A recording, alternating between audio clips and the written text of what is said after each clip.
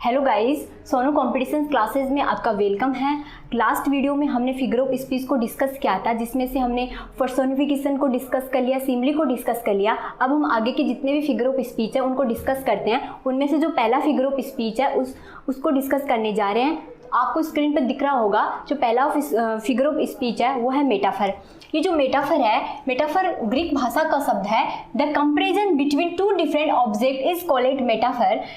ये जो मेटाफर है इसमें क्या होता है, दो अलग अलग जितने ऑब्जेक्ट होते हैं उनमें कंपैरिजन होता है।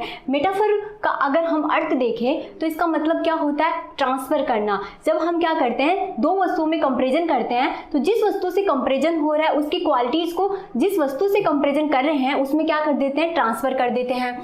Metaphor can be made with noun, adjective and verb. ये जो मेटाफर है ये नाउन्स में भी हो सकता है, एडजेक्टिव में भी हो सकता है एंड वर्ब में भी हो सकता है। हमने लास्ट वीडियो में देखा था कि जो सिम्बली है उसमें भी कंपैरिजन होता है और जो मेटाफर है उसमें भी कंपैरिजन होता है। तो दोनों में एक्चुअली डिफरेंट क्या है, जो हमने देखा था सिम्बली में क्या होता है, सिम्बली का मतलब होता है लाइकनेस। जो सिम्बली वर्ड है वो क्या है, लैटिन भाषा का शब्द है। उसमें क्या होता है, जिसमें दो वस्तुओं में जब कंपैरिजन होता है तो दोनों में क्या बता दी जाती है, समानता बता दी जाती है और लाइक एज सो ऐसे वर्ड का यूज करते हैं। लेकिन मेटाफर के अंदर लाइक और एज जैसे शब्दों को यूज नहीं करते हैं। इसमें क्या करते हैं, हम डायरेक्ट कंपैरिजन करते हैं। हम क्या करते हैं, इंप्लाइड करते हैं। इस वजह से मेटाफर को क्या कहते हैं, इंप्लाइड भी कहते हैं। और मेटाफर के अंदर दो जो अलग अलग चीजें होती है उसमें क्या होता है, कंपैरिजन होता है।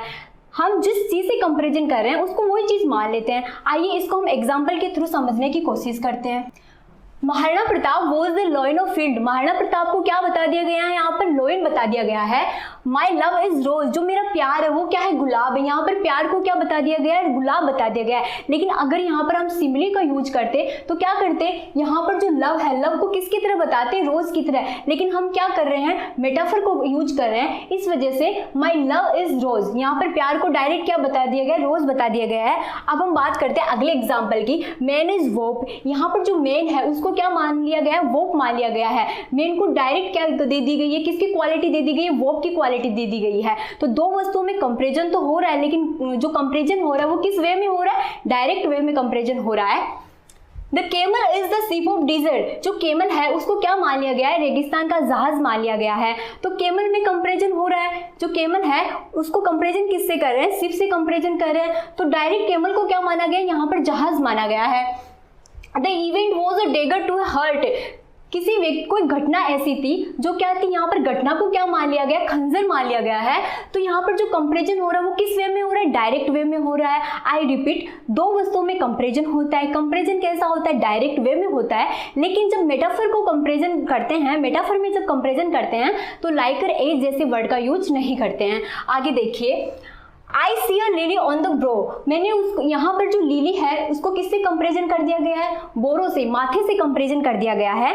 तो यहाँ पर जो कंपैरिजन करने का जो वो वे कैसा है, वो डायरेक्ट है। आइए हम एग्जाम्पल के थ्रू से आगे समझने की कोशिश करते हैं।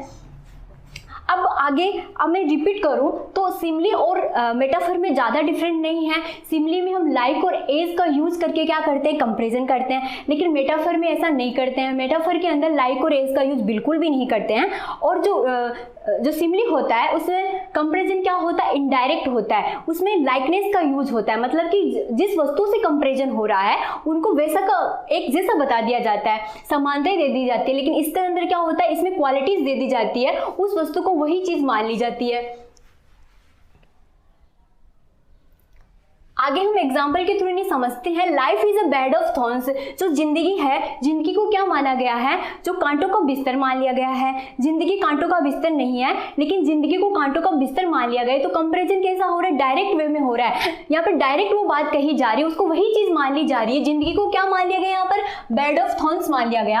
आगे देखिए, O wind west wind to breath of autumn wing. यहाँ पर जो जंगल की जो हवा है, जो पश्चिमी हवा है, जो वेस्ट वाइंड है, उसको क्या माना गया है, ऑटम विंग माना गया है। तो कंपैरिजन कैसा हुआ, डायरेक्ट। लेकिन देखिए यहाँ पर लाइक और एज का यूज नहीं हो रहा है।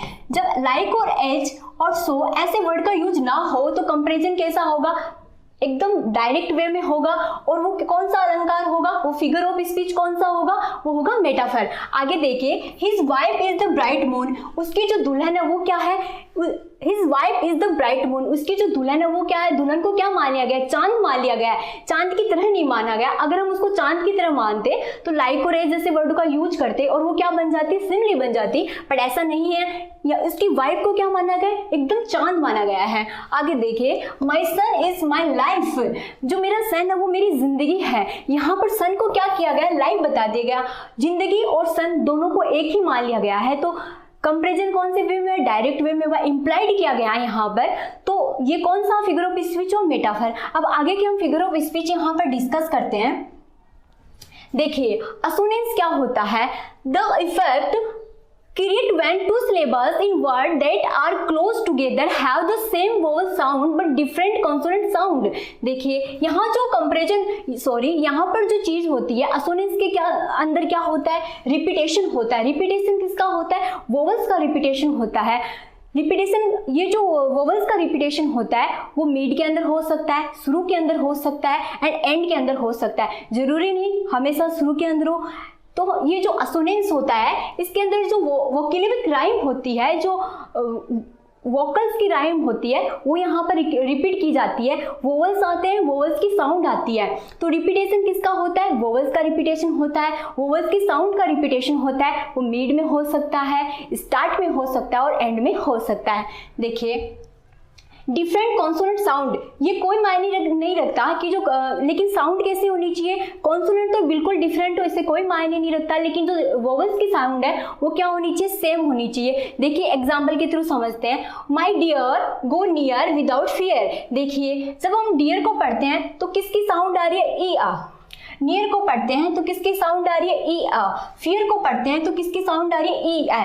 तो साउंड किसकी रिपीट हो रही है, वोवल्स की रिपीट हो रही है। इस वजह से ये क्या बना, असोनेंस बना। अगला एग्जांपल समझते हैं। As teaching time saves 9। जब हम टाइम को पढ़ते हैं, टाइम आई की रिपीटेशन हो रही है, 9 आई की रिपीटेशन हो रही है, तो साउंड की रिपीटेशन हो रही है। कौन से साउंड की हो रही है, वोवल्स की रिपीटेशन हो रही है। आगे हम अगले वाला फिगर ऑफ स्पीच समझने की कोशिश करते हैं। अगले वाला जो फिगर ऑफ स्पीच है वो एलिट्रेशन है। Alliteration is the repetition of same consonantal sound in successive or closely associate word. ये जो एलिट्रेशन होता है इसके अंदर किसका रिपीटेशन होता है, कॉन्सोनेंट साउंड का रिपीटेशन होता है। और कहाँ पर होता है, जब इसका रिपीटेशन होता है तो स्टार्टिंग में ही रिपीटेशन स्टार्ट हो जाता है। और जो वर्ड आते हैं, जो व्यंजन को, जो कॉन्सोनेंट साउंड आते हैं, जो कॉन्सोनेंट आता है वो स्टार्टिंग में एक दूसरे के क्लोज आते हैं। तो रिपीटेशन किसका होता है, कॉन्सोनेंट का। हमने पढ़ा एसोनेंस। एसोनेंस के अंदर किसका रिपीटेशन होता है, वोवल्स की साउंड का रिपीटेशन होता है। कॉन्सोनेंट में किसका रिपीटेशन होता है, एलिट्रेशन में किसका रिपीटेशन होता है, कॉन्सोनेंट का रिपीटेशन होता है। तो दोनों में हमने डिफरेंट समझा। आइए इसको आगे समझने की कोशिश करते हैं। जैसे हमने पढ़ा सीव, सिंग्स, स्कीपर, सेव्ड। तो यहाँ पर रिपीटेशन किसका हुआ है, एस का। यहाँ देखिए, यहाँ देखिए, यहाँ देखिए, तो किसका रिपीटेशन हो रहा है, कॉन्सोनेंट का रिपीटेशन हो रहा है। आगे देखते हैं, दूसरे एग्जांपल से इसको समझते हैं। यहाँ पर एफ का रिपीटेशन हो रहा है, यहाँ देखिए एफ का रिपीटेशन हो रहा है, यहाँ देखिए फ का रिपीटेशन हो रहा है। तो व्यंजन साउंड क्या होनी चाहिए, यहाँ पर आनी चाहिए। Fair is four and four is fair. यहाँ पर देखिए एफ का रिपीटेशन हो रहा है, फ का रिपीटेशन हो रहा है, यहाँ पर भी फ का रिपीटेशन हो रहा है, यहाँ पर भी फ का रिपीटेशन हो रहा है, यहाँ पर भी फ का रिपीटेशन हो रहा है। इस प्रकार हमने समझा यहाँ पर किस चीज का रिपीटेशन हो रहा है, कॉन्सोनेंट का रिपीटेशन हो रहा है, व्यंजन का रिपीटेशन हो रहा है। जब व्यंजन का रिपीटेशन होता है तो किस प्रकार का फिगर ऑफ स्पीच होता है, वो एलिट्रेशन। हमने स्टार्टिंग में स्टार्ट किया था मेटाफर से। मेटाफर वर्ड है वो ग्रीक भाषा का शब्द है जिसका मतलब होता है ट्रांसफर करना।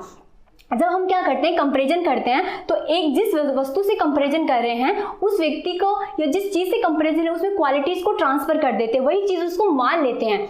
लेकिन सिमिली को पढ़ा, उसमें क्या था, हम एक दूसरे समानता बताते, दो चीजों में क्या बताते हैं, समानता बताते हैं। इसके बाद हमने जो पढ़ा वो था एलिट्रेशन। एलिट्रेशन के अंदर किसका रिपीटेशन होता है, कॉन्सोनेंट का रिपीटेशन होता है। और जो कॉन्सोनेंट का रिपीटेशन होता है तो एक दूसरे के क्या होते हैं, क्लोज होते हैं, एसोसिएट होते हैं। उसके बाद में हमने पढ़ा असोनेंस। असोनेंस के अंदर किसका रिपीटेशन होता है, असोनेंस के अंदर जो वोवल्स होते हैं, वोवल्स की साउंड होती है, उसका रिपीटेशन होता है। उम्मीद करती हूँ आपको ये वीडियो पसंद आया होगा। Thank you.